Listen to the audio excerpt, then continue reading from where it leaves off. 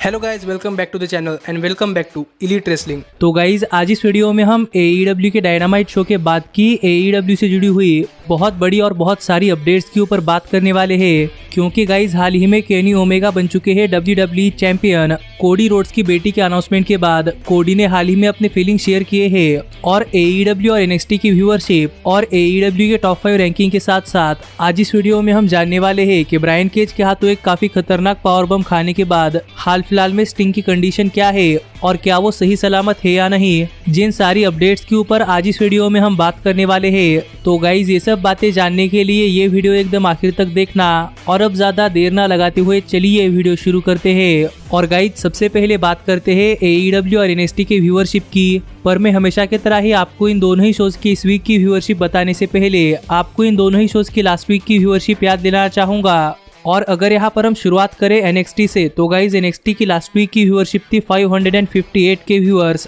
जो देखा जाए तो NXT टेकओवर पे पर व्यू के गो होम एडिशन शो के हिसाब से बहुत ही कम थी। और वही अगर हम बात करें लास्ट वीक के AEW डायनामाइट शो की, तो गाइज लास्ट वीक के AEW डायनामाइट शो की व्यूअरशिप थी 741 के व्यूअर्स, जो NXT के व्यूअरशिप के मुकाबले तो काफी ज्यादा थी। पर ओवरऑल अगर हम लास्ट वीक का AEW डायनामाइट शो देखें, तो गाइज लास्ट वीक के डायनामाइट शो के हिसाब से व्यूअरशिप काफी कम थी। पर वही अगर हम बात करें इन दोनों ही शोज की इस वीक के व्यूअरशिप की, तो गाइज इस वीक की NXT की व्यूअरशिप उनके लास्ट वीक के व्यूअरशिप के मुकाबले करीब 24% ज्यादा बढ़ी है। और इस वीक जो NXT को व्यूअरशिप मिली है वो है 713 के व्यूअर्स। जो देखा जाए तो NXT के लिए काफी अच्छी बात है कि फाइनली अब उनकी व्यूअरशिप भी बढ़ रही है। पर वही अगर हम बात करें इस वीक के AEW के डायनामाइट शो की, तो गाइज इस वीक के AEW डायनामाइट शो की व्यूअरशिप उनके लास्ट वीक के डायनामाइट शो के मुकाबले सिर्फ 0.8% ज्यादा बढ़ी है। और इस वीक के AEW डायनामाइट शो की व्यूअरशिप है 747 के व्यूअर्स।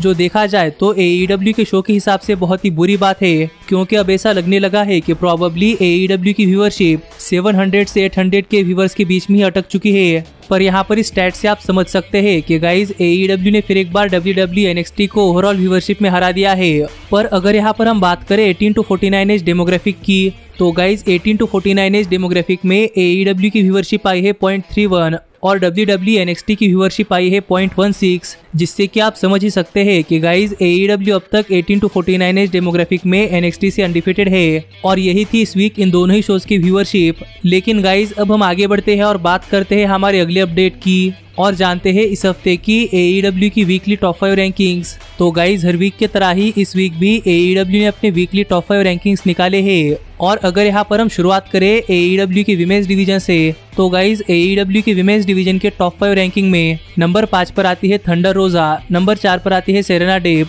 नंबर 3 पर आती है टाई कॉन्टी, नंबर 2 पर आती है डॉक्टर ब्रिट बेकर और नंबर 1 पर आती है रेड वेलवेट। और स्टिल है हमारी AEW women's world heavyweight champion Hikaru Shida. और हमें इस वीक AEW के विमेंस डिवीजन के टॉप 5 रैंकिंग में थोड़े फार चेंजेस देखने को मिले हैं कि गाइस टाई कॉन्टी और सेरेना डेप ने एक दूसरे की जगह अदला बदली कर ली है। यानी कि टाई कॉन्टी नंबर 4 से नंबर 3 की पोजीशन पर आ चुके हैं और सेरेना डेप नंबर 3 की पोजीशन से नंबर 4 की पोजीशन पर जा चुके हैं। पर वही अगर हम बात करें AEW के टैग टीम डिवीजन के टॉप 5 रैंकिंग की, तो गाइज AEW के टैग टीम डिवीजन के टॉप 5 रैंकिंग में नंबर 5 पर आते हैं द क्लेम्ड, नंबर 4 पर आते हैं सैंटाना और ओर्टिज, नंबर 3 पर आते हैं जुरासिक एक्सप्रेस, नंबर 2 पर आते हैं FTR और नंबर 1 पर आते हैं क्रिस जेरिको और MJF। और स्टिल है हमारे AEW world tag team champions the young बक्स। और हमें इस वीक भी AEW के टैग टीम डिवीजन के टॉप 5 रैंकिंग में थोड़े फार चेंजेस देखने को मिले हैं कि इस वीक के टॉप 5 रैंकिंग में सैंटाना और ओर्टिज और द क्लेम ने एक दूसरे की जगह चेंज कर ली है। यानी कि सैंटाना और ओर्टिज नंबर 5 से नंबर 4 की पोजीशन पर आ चुके हैं और द क्लेम नंबर 4 की पोजीशन से नंबर 5 की पोजीशन पर जा चुके हैं। पर गाइज अब हम आगे बढ़ते हैं और बात करते हैं AEW के सिंगल्स मेल डिवीजन के टॉप 5 रैंकिंग की। तो गाइज AEW के सिंगल्स मेल डिवीजन के टॉप 5 रैंकिंग में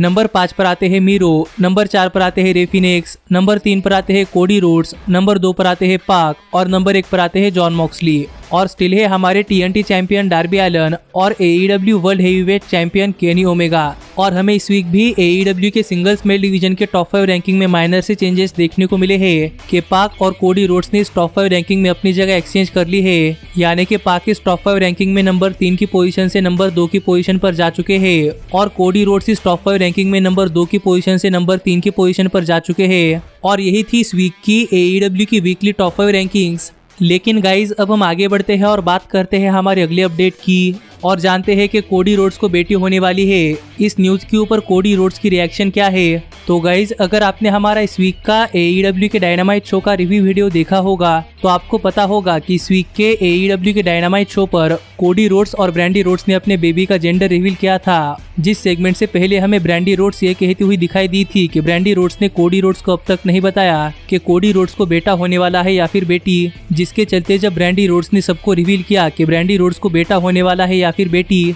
तो वहीं पर कोडी रोड्स को भी पता चला था कि कोडी रोड्स को बेटा होने वाला है या फिर बेटी, जिससे कि सेगमेंट में हमें कोडी रोड्स को जो रिएक्शन देखने को मिले थे वो रिएक्शन एकदम जेन्युइन थे। पर इसके बाद कोडी रोड्स और ब्रांडी रोड्स ने USA मैगजीन को एक इंटरव्यू दिया है और इस इंटरव्यू में कोडी रोड्स से सवाल पूछा गया कि कोडी रोड्स को एक बेटी होने वाली है, तो इसके ऊपर कोडी रोड्स क्या कहना चाहते हैं और इसके ऊपर कोडी रोड्स की क्या रिएक्शन है। जिस सवाल का जवाब देते हुए कोडी रोड्स ने कहा कि कोडी रोड्स को अंदर से ही फीलिंग आ रही थी कि उन्हें बेटी ही होने वाली है, और जब कोडी रोड्स को पता चला कि उन्हें बेटी होने वाली है तो कोडी रोड्स को ऐसा लगा कि कोडी रोड्स का सबसे बड़ा सपना सच हो चुका है। जो इंटरव्यू देते समय कोडी थोड़े फार इमोशनल भी हुए और यही ब्रांडी रोड्स ने कहा कि ब्रांडी रोड्स बेटे से भी खुश थी और बेटी से भी खुश थी, पर जब कोडी चाहते थे कि उन्हें बेटी हो और ब्रांडी को भी पता चला कि उन्हें बेटी ही होने वाली है तो ब्रांडी भी कोडी रोड्स के लिए काफी ज्यादा खुश थी। पर इसके बाद अपने रिएक्शन में अपना फाइनल वर्ड देते हुए कोडी रोड्स ने कहा कि कोडी रोड्स को बेटी होने वाली है। ये न्यूज कोडी रोड्स के आज तक के जिंदगी की सबसे बड़ी खुशखबर है।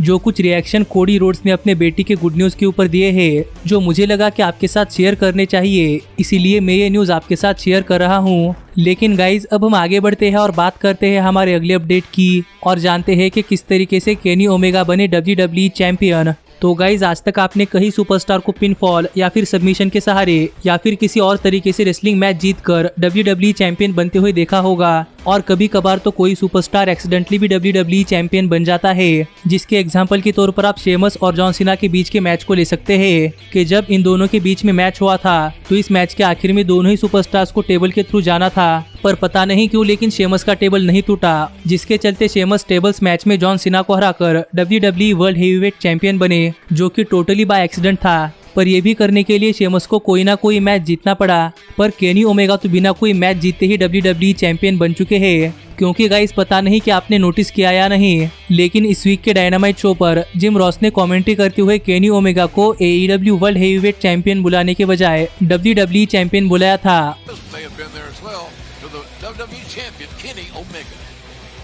जिसके चलते कल पूरा दिन सोशल मीडिया पर केनी ओमेगा और जिम रॉस चर्चा में बने हुए थे कि केनी ओमेगा बिना कोई मैच जीते WWE चैंपियन बने, जिसके साथ ही कई सारे लोगों ने जिम रॉस की कमेंट्री को काफी ज्यादा क्रिटिसाइज किया। पर इसके ऊपर एक ट्वीट करते हुए जिम रॉस ने कहा कि गलतियां सबसे होती है और हमें गलतियों को भुलाकर आगे चलना चाहिए, जिससे तो मैं भी एग्री करता हूँ। पर मुझे लगता है कि यहाँ पर जिम रॉस को इसमें एक लाइन ऐड करने की जरूरत थी कि किसी गलती के बाद ये भी ध्यान में रखना चाहिए कि वो गलती दोबारा से ना हो, क्योंकि आज तक जिम रॉस ने AEW के डायनामाइट शो पर जितनी भी कमेंट्री की है उन सभी कमेंट्री में जिम रॉस ने थोड़ी ना थोड़ी गलती की ही है, पर आज तक सभी लोगों ने इन गलतियों को नजरअंदाज कर दिया था। पर कल सभी ने जिम रॉस की इस गलती को पकड़ा और सभी के अंदर फिलहाल के WWE चैंपियन ड्रू मैकेंटायर भी आ गए, और ड्रू मैकेंटायर ने जिम रॉस को रिप्लाई देते हुए एक ट्वीट किया, जहां पर आप देख सकते हैं कि ड्रू मैकेंटायर ने लिखा है कि ड्रू मैकेंटायर को ये बात जरा भी पसंद नहीं आई। पर आप भी मुझे कमेंट कर बताइए कि आपका जिम रॉस की इस गलती के ऊपर क्या कहना है। लेकिन गाइज अब हम आगे बढ़ते हैं और बात करते हैं हमारे सबसे फाइनल अपडेट की